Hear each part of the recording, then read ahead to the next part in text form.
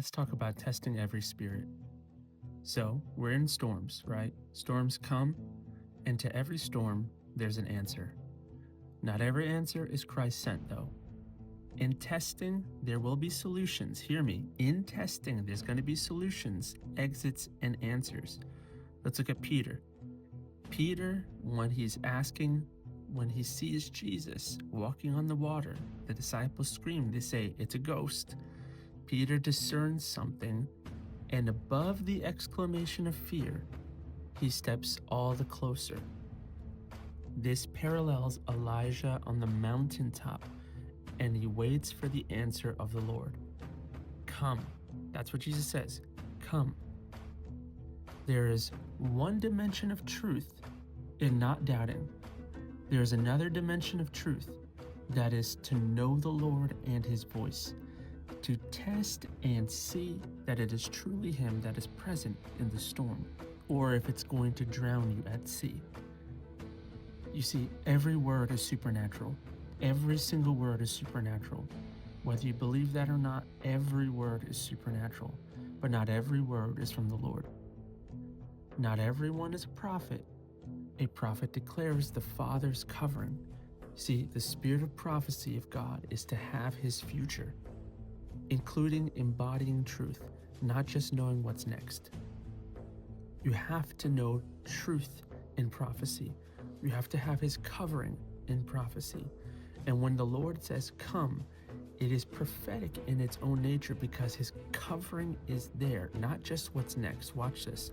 Because somebody may cast wonder and sustain you at sea, but will devour your life if you begin to drown.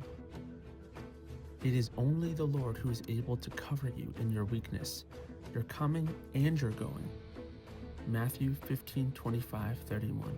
This is the example. Now in the fourth watch of the night, Jesus went to them walking on the sea. And when the disciples saw him walking on the sea, they were troubled and saying, "It's a ghost." And they cried out in fear. But immediately Jesus spoke to them and saying, "Be of good cheer, it is I. Do not be afraid." And Peter answered him, testing, and said, "Lord, if it is you, command me to come to you on the water." So he said, "Come." Here's covering. And when Peter had come down out of the boat, he walked on the water to go to Jesus. But when he saw the wind was boisterous, he was afraid and began to sink, and he cried out, saying, "Lord, save me." Here's where the true prophets and the false prophets are realized. This is why you have to know his voice. You're not always going to get the covering of the Lord in the moment. Sometimes you're going to be devoured, and you have to know who's ravenous and who is safe, who's from him and who's not from him. And immediately Jesus stretched out his hand and caught him and said, "Oh, you of little faith, why did you doubt?" 1 John 4:1-3. Beloved, do not believe every spirit, but test the spirits whether they are of God, because many false prophets have gone out into the world. By this you know the Spirit of God. Every spirit that confesses that Jesus Christ has come in the flesh is of God, and every spirit that does not confess that Jesus has come in the flesh is not of God. And this is the spirit of the Antichrist, which you have heard was coming, and is now already in the world. It is the covering of God when he says, "Come." So in a storm, you're going to look for an answer. You're going to look for an out. You're going to hear an answer.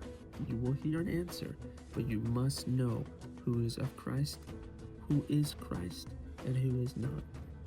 There's a beckoning out onto the water that may seem him, but you have to know his voice and know that when he comes and asks you to walk, that it is prophecy. He's asking you to walk out on his word, his covering. Even if you fall along the way, he will catch you when it is him, when it's his word. You have to know.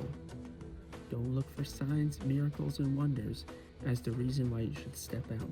Look for him, look for his word. Look that it is true, that it's the Father's covering.